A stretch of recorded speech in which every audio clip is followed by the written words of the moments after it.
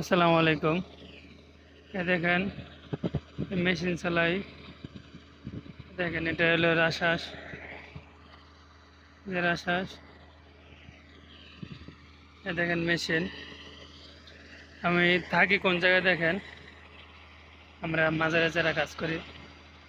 দেখেন কাপড়ের রুমে থাকি, খুব রিস্ক নিয়ে থাকি। আপনি সাপ, তারপরে সৌদি আরব আগ্রাব বলে, বাংলাদেশ বিচ্ছু বলে, এগুলো সবসময় রুমে থাকে। গতকালকে রাত্রে একটা এই বিচ্ছু মারছে, আগ্রাব, সৌদি আরব আগ্রাব বলে। দেখেন কাপড়ের রুমে থাকতে হয় আমাদের। এই যে কাপড়ের রুম দেখেন,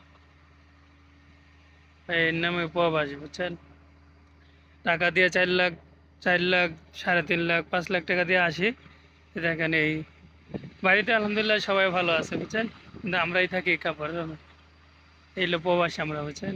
মরুভূমিতে থাকি এই কাপড়ের রুমে, অনেক ডর নিয়ে থাকি আপনার এই কাপড়ের রুমে। কী করবো ভাই, টাকা দিয়ে আইছি, কিচ্ছু করার নেই। বিদেশ করলে থাকতেই হবে। গরমের সময় অনেক গরম এই খামের ভিতরে, এরপরে ঠান্ডার সময় অনেক ঠান্ডা।